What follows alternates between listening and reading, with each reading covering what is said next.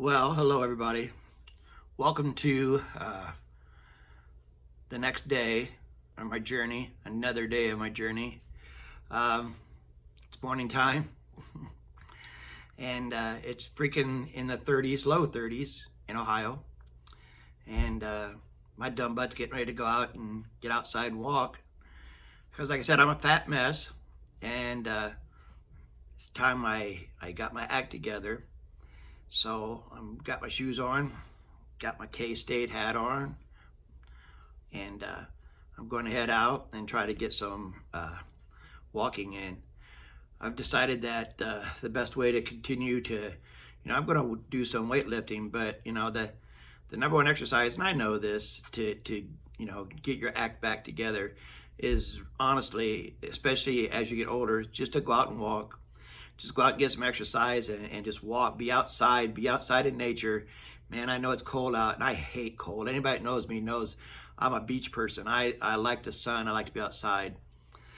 But, 30 degrees is not my jam, let me tell you.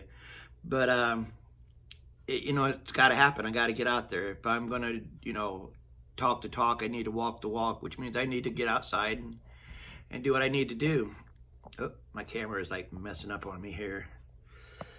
Anyway, I just wanted to make it clear that, first I was going to say, very depressing. I got up this morning, I weighed myself. Okay, starting out now, I am weighing in at 230 pounds. This is the most I've weighed in forever. When I got out of the hospital, I weighed 100 and I think 60 maybe. And stuff 2 years ago. That was really bad. I mean, I looked like a skeleton.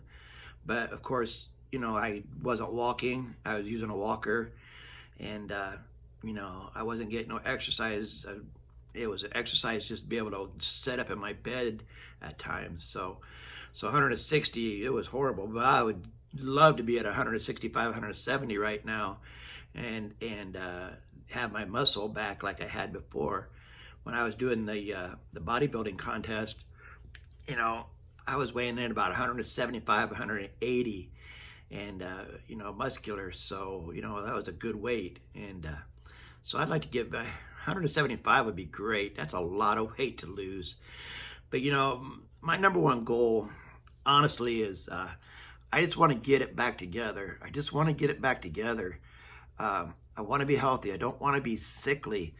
And I don't want to be fat. It's just disgusting to me to weigh 230 pounds. And I got a gut. And, it's not that I eat bad. I really don't even eat that much. But, I'm sitting on my can all the time. So I'm trying to stay active and get out there. I just wanted to make it clear, I'm not doing a lot of these videos. I'm not doing these videos a chronological thing, like I know I said day one, but that was just my first video, and this is the second one. I mean, I'm going to try not to overwhelm people with a bunch of videos about, look what I did today, I did this today. Editing and stuff like that takes some time. So if I put out one, maybe two videos a week, it's going to be kind of a chronological thing.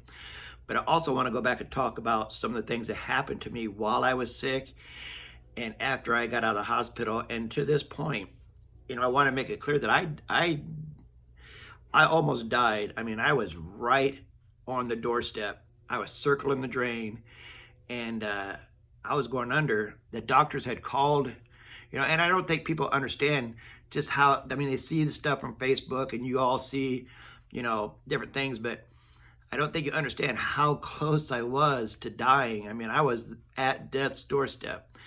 The doctors had called my wife and my kids in, and they flat told them I probably wasn't going to make it, and they had some decisions to make.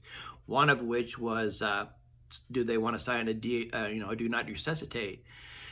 And to the last of them, they emphatically said, hell no, we're not doing that. You don't know my dad, my kids, you don't know my dad, my wife, you do not know my husband. He's a fighter, and he's going to want you to do everything you can do to keep him alive, and he'll fight through this, and he'll make it. And I did. one of the last things I remember was the doctor telling me when I went out, before I went into the coma, they were asking me for permission to go on a vent and, intubated, to have the tube shoved down my throat. And I was dead against it. I was like, no, I could fight this. But I did tell him, I said, look, if it's going to save my life, yes, you can do that. But that's the only reason that I want you to do that, is if it's going to save my life, yes, I'll take that. I'll be intubated. And as it turned out, he said, well, my oxygen was down to like the low 40s when they decided, it's got to happen. So, a lot of things I've had to fight through in the last 2 years. So I'm going to kind of go back over some of that as I make these videos. But again, I'm going to show you the progress. And I would appreciate it if you would give these videos a thumbs up. Share it with people who might need some hope. If you know people that are sick, let me tell you, no matter what the doctors say, and I listen to your doctors and do what they, but they're not the last authority. The man upstairs is the last authority. And what you have in here, that's important too. That's important. It's your will to live. It's your will to survive. I had people tell me in the hospital, you will never breathe again without oxygen. You'll always have to have oxygen. I had people tell me, you will probably be on a walker the rest of your life. Well, you know what? No, I'm not. I don't even use an inhaler now. I'm perfectly fine. I mean, I'm not perfectly fine. My breathing is compromised. There's no doubt about it. But I'm not walking around with a damn oxygen tank stuffed in my pocket and a mask on, or tubes up my nose to breathe. No, I don't need that, because I willed myself not to need that. I willed myself to walk with the help of a lot of very good physical therapists who I hope will do some interviews with me and talk to me on this channel about,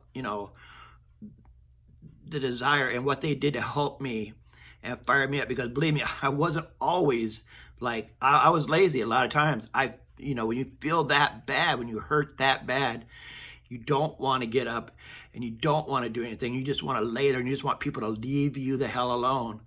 But, they fired me up and they got me going. The doctors weren't the ones that saved my life as far as I'm concerned. God, number one, saved my life.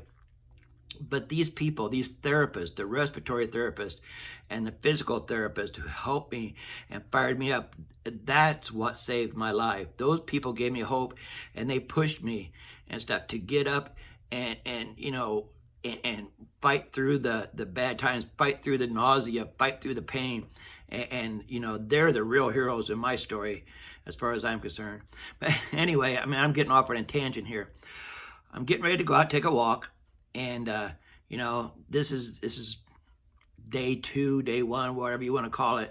But like I said, I won't be making chronological. I'm going to keep you, up to date on what I'm doing. Maybe a couple of videos a week and stuff. And I hope you will share this with people who might need this hope. Share the channel. Subscribe, please. Give it a thumbs up, because that helps get it out there. And I feel like I'm not trying to be like a celebrity here. I just feel like I have something to say, and I feel like it will help people if, it could just get the word out there that, there's always hope. Cancer, I've seen people, I know a girl who had stage 4 pancreatic cancer. Pancreatic cancer is usually a death sentence. And this woman beat it. It's like, it happens. And I don't want to give people false hope, but I don't want them to think that just because a doctor says you're not going to make it, that's not true. You can make it.